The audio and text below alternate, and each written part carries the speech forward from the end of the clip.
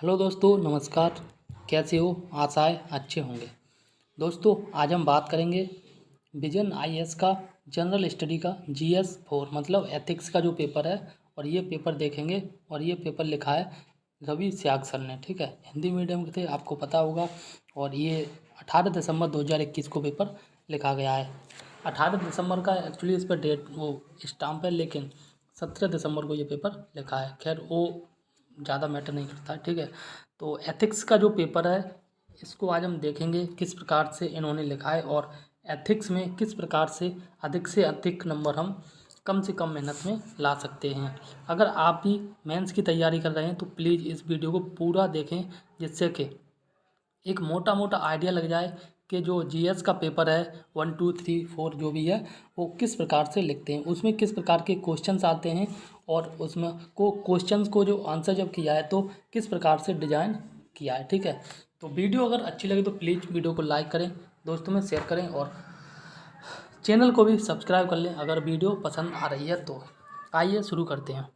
देखो, सबसे पहले यहाँ पर क्वेश्चन लिखा गया है, तो क्वेश्चंस को हम यहाँ पर पढ़ेंगे कि क्वेश्चन क्या कह रहा है। क्वेश्चन कह रहा है, मैं हिंदी में पढ़ूंगा, कि क्या कानूनों को प्रचलित नैतिक मानदंडों के अनुरूप होना चाहिए। मतलब जो प्रचलित नैतिक मानदंड है उसी के अकॉर्डिंग कानून को होना चाहिए या नहीं होना चाहिए। फिर आगे लिखा गया है कि उदाहरण सहित चर्चा कीजिए। ठीक है, देखो बारीकी से समझेंगे कि सबसे पहले इन्होंने एक क्वेश्चंस को जो फ्रेम किया है, शुरुआती रूप दिया है, तो यहाँ पर किस प्रकार से लिखा है इन्होंने, ये देखते हैं कि कानून संप्रभु सत्ता द्वारा समर्थित मानदंडों का एक समुच्चय होता है। ठीक है, जो सामाजिक नियंत्रण का कार्य करता है, मतलब समाज को कंट्रोल करने का नियंत्रण करता है कानून। ठीक है, उदाहरण सती प्रथा। यहाँ पे इन्होंने एक छोटी सी डेफिनेशन दे दी है। ठीक है ना, और इसके साथ एक छोटा सा उदाहरण दिया है सती प्रथा विरोधी। आपको पता होगा कि सती प्रथा का जो कानून बैन किया गया था, तो ये किसके द्वारा किया गया था, चलो बता देता हूँ मैं। ये राजा राममोहन राय के प्रयासों से, विलियम बेंटिक की सहायता से किया गया है। लेकिन आपको एक चीज़ बतानी है, वो है, चलो मैं ही बता देता हूँ। और वो ये किया गया था 1829 ईस्वी में। ठीक है, ये 1829 ईस्वी में किया गया था बैन। आगे हम बात करेंगे। देखो आगे अब इन्होंने एक और हेडिंग दी है, और ये हेडिंग है नैतिकता व कानूनों के साम्य। ठीक है, नैतिकता व कानूनों में साम्य। तो हेडिंग के बाद इन्होंने एक पॉइंट लिखा है, और ये पॉइंट है कि दोनों को सामाजिक स्वीकृति। ठीक है, फिर उदाहरण है मदद करने का मूल्य व गुण, सैमेरिटन कानून। ठीक है, फिर आगे आगे यहाँ पर लिखा गया है दूसरा पॉइंट, और दूसरा पॉइंट यहाँ पर है कि व्यापक प्रभाव उत्पन्न करना। ठीक है, क्या है? व्यापक प्रभाव उत्पन्न करना। इसमें इन्होंने लिखा है कि भ्रष्टाचार विरोधी कानूनों को यदि सामाजिक मानदंडों के अनुरूप बनाया जाए तो व्यापक प्रभाव उत्पन्न होगा। कहने का मतलब है कि जो समाज में भ्रष्टाचार होता है उसके विरोध में अगर कोई कानून या मानदंड बना दिया जाए तो उसका व्यापक प्रभाव यानी कि फ़ायदा देखने को मिलेगा। कहने का मतलब है कि भ्रष्टाचार विरोधी कोई कानून होगा तो भ्रष्टाचार जो समाज में हो रहा है व्यापक रूप से वो कम हो जाएगा। ठीक है, इसके साथ उसी हेडिंग के अंदर इन्होंने एक और पॉइंट लिखा है, और ये पॉइंट है कि नैतिकता अभिवृत्ति का देखो इंग्लिश में मतलब होता है एटीट्यूड। आपने कई बार सुना होगा या कई बार आपने किसी दूसरे व्यक्ति को भी बोला होगा कि अरे इसमें तो बड़ा एटीट्यूड है। ठीक है, इस प्रकार की बातें आपने कई बार बोली होंगी या सुनी होंगी, वो जो भी है। तो यहाँ पर इन्होंने हेडिंग दी है कि नैतिकता अभिवृत्ति में होती है, और आगे लिखा है अहिंसा के मूल्य वाला व्यक्ति बिना कानून के ही हिंसा नहीं करेगा। कहने का मतलब यहाँ पर लिखा है इन्होंने कि जो व्यक्ति अहिंसा को अपनाता है, ठीक है ना, जैसे कौन थे, अपने प्यारे बापूजी महात्मा गांधी, इनका मूल सिद्धांत था अहिंसा। ठीक है, तो यहाँ पर कहा गया है कि जो व्यक्ति अहिंसा के सिद्धांत पर चल रहा है तो वो बिना कानून के भी हिंसा नहीं करेगा। कानून हो तो भी हिंसा नहीं करेगा, और कानून अगर नहीं है तो भी हिंसा नहीं करेगा। फिर आगे इन्होंने एक नई लाइन से शुरुआत की है कि धार्मिक प्रभावों के संबंध में महात्मा मतलब गांधी, तो अभी हमने गांधी जी की बात की थी, वो गांधी जी ही का नाम आ गया। ठीक है, तो महात्मा गांधी का विचार था कि धर्म पर टिकी नैतिकता प्रभावी होती है। मतलब कहने का मतलब है कोई ऐसी नैतिकता जो धर्म पर टिकी है, किस पर, धर्म पर टिकी है, तो वह अधिक प्रभावी होती है। यहाँ पर कहने का मतलब ये है कि कोई नैतिक विचार है और उस नैतिक विचार में अगर धर्म को भी हम डाल देते हैं तो वह जो नैतिक विचार है वह अधिक प्रभावी होगा समाज के लिए, ठीक है ना। फिर आगे कहा गया है कि यदि इस अनुरूप यानी कि इसी के अनुरूप कानून बनाए जाएंगे तो व्यापक प्रभाव पैदा करेंगे, ठीक है। फिर इन्होंने एक और हेडिंग दी है और ये हेडिंग है कानूनों को सामाजिक मानदंडों के अनुरूप न होना, ठीक है। और फिर एक नया पॉइंट लिखा है और ये नया पॉइंट है कि कई समाज के मानदंड श्रेणी क्रम आधारित होते हैं। कई समाज के मानदंड में श्रेणी क्रम आधारित होते हैं और इसमें उदाहरण है वर्ण व्यवस्था, ठीक है। आगे एक और पॉइंट है कि महिला, एक सेकंड, आगे एक और पॉइंट है महिला पूर्वाग्रह, ठीक है। तो यहाँ पर आईपीसी की धारा उदाहरण में लिखती है, आईपीसी की धारा 375 और 375, तो जो एग्जामिनर है ये उदाहरण दे दिया है तो वो आराम से समझ जाएगा कि आईपीसी की धारा 375 375 में क्या लिखा गया, बस इतना लिख के छोड़ दिया है, ठीक है। फिर आगे एक और हेडिंग दी है और वो है या पॉइंट दिया है, हेडिंग में सब हेडिंग इसे बोल सकते हैं कि ये कानून को सामाजिक मानदंडों के अनुरूप न होना, ये हेडिंग थी, उसके अंदर ये पॉइंट लिखे हैं, ठीक है। तो ये सामाजिक अन्याय, जैसे दलितों पर आपने देखा होगा आए दिन अत्याचार होता रहता है, ट्रांसजेंडरों पर ये अन्याय होता है, अत्याचार होता रहता है, या उन ट्रांसजेंडरों को हम एक यहाँ पर क्या बात कहें, क्या शब्द कहें कि ट्रांसजेंडर को हम एक अच्छी निगाह से नहीं देखते हैं, ठीक है ना, एक अच्छी निगाह से नहीं देखते हैं, तो इक्वल नहीं देखते हैं, जो अदर इंसान हैं लोग हैं उनके इक्वल नहीं देखते हैं। तो इस प्रकार से एक और अगली हेडिंग दी है और वो है रूढ़िवाद को बढ़ावा मिल सकता है, ठीक है, किसको, रूढ़िवाद को बढ़ावा मिल सकता है। फिर आगे की राह, एक और हेडिंग दी है इन्होंने और वो है आगे की राह, क्या है, आगे की राह। तो इसमें एक हेडिंग दी है, फिर एक और हेडिंग दी है, कह सकते हैं यहाँ पर पॉइंट दिया है, हेडिंग नहीं है एक्चुअली, पॉइंट दिया है, ठीक है। और ये क्या है, आधुनिक मूल्यों से संगत सहित, ठीक है, सामाजिक नैतिकता को अपनाना चाहिए। उदाहरण है हिंसा न करना, मतलब आधुनिक मूल्यों से संगत सहित एक ऐसी सामाजिक नैतिकता को अपनाना चाहिए जिसमें हिंसा न हो, ठीक है। एक और पॉइंट दिया है कि इससे असंगत मानदंडों के यहाँ अनुरूप लिखा है ना, तो अनुरूप निर्माण न किया जाए, ठीक है। तो इसी प्रकार से यहाँ पर आगे फिर लिखा गया है कि अतः उच्चतर सत्य और प्रगतिशील और युक्तों कानून का निर्माण किया जाना चाहिए, ठीक है। तो इस प्रकार से ये क्वेश्चन कंप्लीट हुआ। एक और क्वेश्चन देखेंगे इसी प्रकार से डीपली, ठीक है, उसके बाद हम एज ए समराइज करेंगे पूरी वीडियो को, ठीक है। तो यहाँ पर अगला क्वेश्चन कहा गया है, देखो पहला जो क्वेश्चन था वो पहले का ए था, ठीक है, अब ये जो दूसरा क्वेश्चन है वह पहले का बी पॉइंट है, ठीक है, यहाँ पे आप देख सकते हैं बी पॉइंट है। तो इस क्वेश्चन में कहा गया है कि लोगों की उदासीनता भ्रष्टाचार में वृद्धि के लिए सर्वाधिक अनुकूल परिस्थिति है। यहाँ पर एक टिप्पणी, एक कोट लिखा गया है, ठीक है, और कोट में यहाँ पर बोला गया है कि इसके कोट में इसको टिप्पणी कीजिए, क्या करो, टिप्पणी कीजिए, ठीक है ना। तो यहाँ पर हम देखते हैं कि इस क्वेश्चन को सबसे पहले किस प्रकार से फ्रेम किया गया है। तो उस क्वेश्चन में भी एक छोटी सी हेडिंग दी थी, आपको याद होगा, और उसके बाद एक एग्जाम्पल दिया था, ठीक है ना। अब इसी प्रकार से यहाँ पे भी एक छोटी सी हेडिंग दी है और ये हेडिंग है कि भ्रष्टाचार से तात्पर्य है कि धन व्यक्तिगत लाभ के लिए अवांछित कार्य करके मूल्य विरोध कार्रवाई करना, ठीक है ना।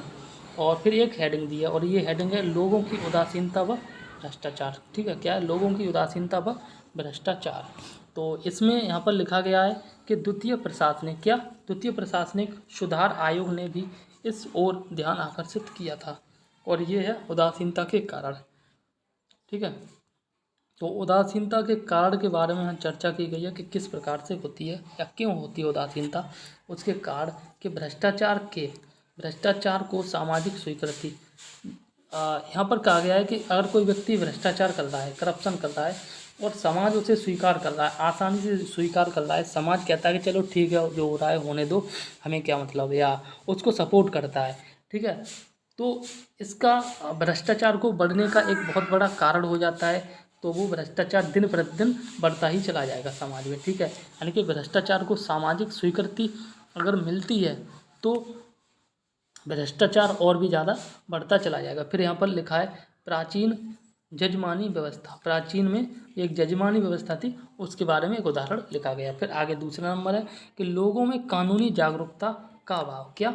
लोगों में कानूनी जागरूकता का अभाव, ठीक है। और ये पॉइंट है अगला, और ये पॉइंट है कि आर्थिक लाभ की आशंका विद्यमान होना। और एक अगला पॉइंट दिया है कि भ्रष्टाचार की संस्कृति का होना। मतलब यही है, देखो पहला वाला पॉइंट, ये वाला पॉइंट और ये वाला पॉइंट लगभग सेम है कि यहाँ पर समाज के द्वारा स्वीकृति दी गई है भ्रष्टाचार को, और समाज के द्वारा स्वीकृति दी जाने के बाद भाई एक लॉन्ग टाइम से बहुत बड़े समय से चला आ रहा है भ्रष्टाचार, ठीक है ना। तो ये वो यही एक संस्कृति बन गई है, ठीक। तो इस प्रकार से एक और पॉइंट दिया है जो नीचे छुपा था, ठीक है, हमने अभी नहीं देखा था, इसको भी अब हम देखते हैं। तो ये लिखा गया है यहाँ पर कि लोगों द्वारा रिश्वत जैसे कल्चर को प्रोत्साहन देना। इसका बहुत बड़ा एग्जाम्पल आप देख सकते हैं, और वो है, देखो कौन कौन से डिपार्टमेंट में रिश्वत ली जाती है खुलेआम। एक आप देख सकते हैं लेखपाल में, और एक लेखपाल का एक और के समकालीन सॉरी एक के समान एक पद और होता है वीडियो, ठीक है। तो वीडियो का एक जो पद होता है इसमें भी, और आप देख सकते हैं पुलिस में भी बहुत ज़्यादा भ्रष्टाचार देखने को मिलता है, ठीक है ना। तो इस प्रकार से यहाँ हमने एग्जाम्पल की बात की है, ठीक है ना। फिर आगे यहाँ लिखा गया है कि लोगों द्वारा रिश्वत कल्चर को प्रोत्साहन। और ये जो रिश्वत ली जाती है वो एक तरह से कल्चर बन गया, और लोगों के द्वारा भी प्रोत्साहन किया जाता है कि चलो ठीक है वो ले रहा है, क्या दिक्कत है। देखो गाँव में आपने देखा होगा किसी का क्वार्टर आया, क्वार्टर का मतलब है यहाँ पीने वाला नहीं है, सॉरी, यहाँ क्वार्टर जो आता है ना, मकान, ठीक है ना, मकान आता है गवर्नमेंट के द्वारा। तो उसमें क्या होता है कि मान के चलो कई बार 2.5 लाख के अप्रोक्सीमेट पैसे आते हैं, ठीक है।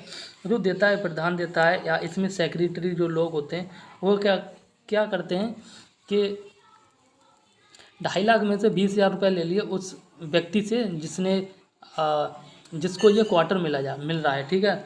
तो 20,000 रुपये उससे ले लिए। अब वो भी सोच रहा है कि कुछ नहीं, 2,30,000 तो मिल ही गए, हमें कौन सा पानी देना है, तो 20 लाख दे दो, तो आराम से दे देते हैं। और बाकी 2,30,000 रुपये हैं वो उससे मकान बना लेते हैं, और ठीक है। तो ये जस्ट एक एग्जांपल था, कोई एक्चुअल नहीं है, लेकिन हाँ ये जो अमाउंट है ये छोटी बड़ी हो जाती है, कई बार ज़्यादा लेते हैं, कई बार कम लेते हैं, ठीक है ना। लेकिन हाँ ये बात सच है कि इस प्रकार की घटनाएं आमतौर पर देखने को मिलती हैं। तो यहाँ पर कहा गया है कि लोगों द्वारा रिश्वत कल्चर को प्रोत्साहन और दंड से बचने के लिए, क्या दंड से बचने के लिए, और कार्य शीघ्र संपन्न करोगे तो हेतु, ठीक है, कराने हेतु। तो यहाँ पर लिखा गया है, और ये है कि परिणाम को पर इसका रिजल्ट क्या आएगा। तो रिजल्ट में यहाँ हेडिंग दी है कि भ्रष्टाचार को प्रोत्साहन, ठीक है। फिर एक और है कि भ्रष्ट कर्मचारियों के दुशासन में वृद्धि, ठीक है। जब भ्रष्टाचार होता है और उसको प्रोत्साहन मिल रहा है, तो भ्रष्ट कर्मचारी हैं जो भ्रष्टाचार कर रहे हैं, तो उनके जो दुशासन मतलब उनके जो साहस में वृद्धि होती है, ठीक है। उन्हें डर नहीं रहता है कि हम जो भ्रष्टाचार फैला रहे हैं समाज में अपने डिपार्टमेंट में, उन्हें डर नहीं रहता है, और वो खुलेआम रिश्वतखोरी करते हैं, ठीक है। फिर आगे यहाँ पर बात की गई है अगला पॉइंट यहाँ कहेंगे, और ये है कि ईमानदार के मनोबल में गिरावट। किसके?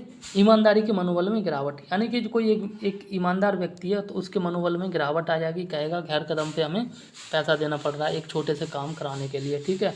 इसके बाद एक और पॉइंट लिखा है कि प्रशासनिक संस्कृति का ह्रास हो जाएगी। यहाँ पर एक तरह से हम कह सकते हैं इस वाले पॉइंट के अंतर्गत कि जो आम जनता है, ईमानदार है, जो गरीब लोग हैं, उनका प्रशासन से विश्वास हट जाता है कि अरे बहुत ही ज़्यादा भ्रष्टाचार है, हर कदम पे पैसे लगते हैं, जहाँ ज़रूरत है वहाँ भी पैसे लगते हैं, और जहाँ नहीं ज़रूरत है वहाँ भी पैसे लगते हैं।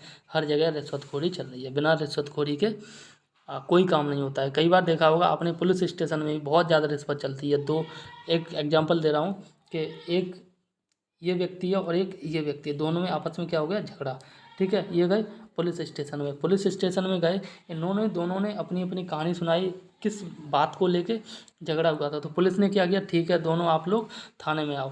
थाने में पहुँचे तो इस व्यक्ति से और इस व्यक्ति से, दोनों से इसने 20,000 रुपये ले लिए, यानी कि 20,000 रुपये ले लिए। ठीक है, कितने हो गए टोटल पुलिस के पास, 40,000 के।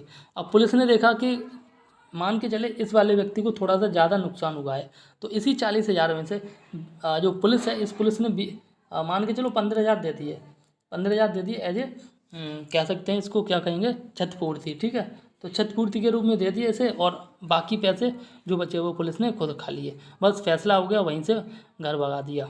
तो इस प्रकार से भ्रष्टाचार फैलता है और ये अक्सर समाज में देखने को मिलता है। ठीक है, तो वैसे प्रैक्टिकली तो होता है, लेकिन हम सैद्धांतिक रूप से बात करें तो ये नहीं होना चाहिए समाज में। ठीक है, फिर आगे बात करें तो इसके उपाय क्या हो सकते हैं, उपाय क्या हो सकते हैं। तो यहाँ पर उपाय के बारे में बात की गई है कि उचित शिक्षा, समाज के हर व्यक्ति को एक उचित शिक्षा मिलनी चाहिए, और एक ये ऐसी शिक्षा होनी चाहिए जिसमें नैतिक गुणों की बात की गई है, यानी कि शिक्षा में नैतिकता डाली गई है। फिर आगे बात की प्रशासन में जवाबदेहिता, प्रशासन में जवाबदेहिता और पारदर्शिता का समावेशन होना चाहिए। देखो यहाँ पर दो शब्द लिखे हैं, एक तो जवाबदेहिता है और एक है पारदर्शिता। तो जवाबदेहिता का मतलब है कि आपने जो काम किया है उसके आप रिस्पॉन्सिबल होंगे और आपको उसकी जवाब देना होगा आपको अपने बॉस को। ठीक है, इसके बाद आपने जो काम किया, पारदर्शिता, ट्रांसपेरेंस होना चाहिए, मतलब ऐसा नहीं कि अंदर ही अंदर आप कुछ भी कर रहे हो, किसी को पता नहीं चल रहा है। ठीक है, फिर आगे यहाँ पर तीसरा पॉइंट लिखा गया है कि सामाजिक जवाबदेही वृद्धि, सामाजिक जवाबदेही वृद्धि। ठीक है, तो इसमें कहा गया है, एक उदाहरण दिया है, और ये उदाहरण है कि बेंगलुरु का सिटीजन रिपोर्ट कार्ड। ठीक है, फिर आगे चौथा पॉइंट दिया है, और चौथा पॉइंट है यहाँ पर RTI व सिटीजन चार्टर का सुदृढ़ीकरण। फिर एक और पॉइंट दिया है, आई थिंक इन्होंने नंबरिंग में थोड़ी सी गड़बड़ की है, 3 4 नहीं सही है, 5वां, ये पूरा कोष्टक नहीं लगाया, तो 5वां ये इस प्रकार से 5वां पॉइंट है, और इसमें नागरिक सहभागिता में वृद्धि, नागरिक की सहभागिता में वृद्धि होनी चाहिए। ठीक है, फिर आगे इन्होंने लिखा है कि अन्य सारों पर सोशल ऑडिट जैसे नवाचारी उपागम इस प्रवृत्ति को दूर करने में वृद्धि कर सकते हैं। ठीक है, तो इस प्रकार से दूसरा क्वेश्चन ये कंप्लीट हुआ है। तो दोस्तों देखो, अगर हम पूरा कॉपी को एनालिसिस करेंगे तो काफ़ी ज़्यादा टाइम लगेगा, लेकिन बाकी के क्वेश्चन आप खुद भी देख सकते हैं और लिख सकते हैं कि किस प्रकार से यहाँ पर क्वेश्चन को डिजाइन किया। एक और मैं बात बता देता हूँ कि जिस प्रकार से क्वेश्चन को डिजाइन किया वो आप अपने पॉइंटों में लिख लें। मैं कोशिश करूंगा कि नेक्स्ट वीडियो या 1-2 वीडियो इस प्रकार से लेके आऊं कि जिसमें बताऊं कि किस प्रकार से पहले क्वेश्चन और दूसरे क्वेश्चन में किस प्रकार से अंतर है और उनमें किस प्रकार से क्वेश्चन को डिजाइन किया गया है। तो वीडियो अगर अच्छी लगी तो प्लीज़ वीडियो को लाइक कर दें, दोस्तों में शेयर भी कर दें, और चैनल को भी सब्सक्राइब कर लें अगर इसी प्रकार की वीडियो आप चाहते हैं। ठीक है ना, और पसंद कर रहे हैं। तो तब तक के लिए नमस्कार और जय हिंद।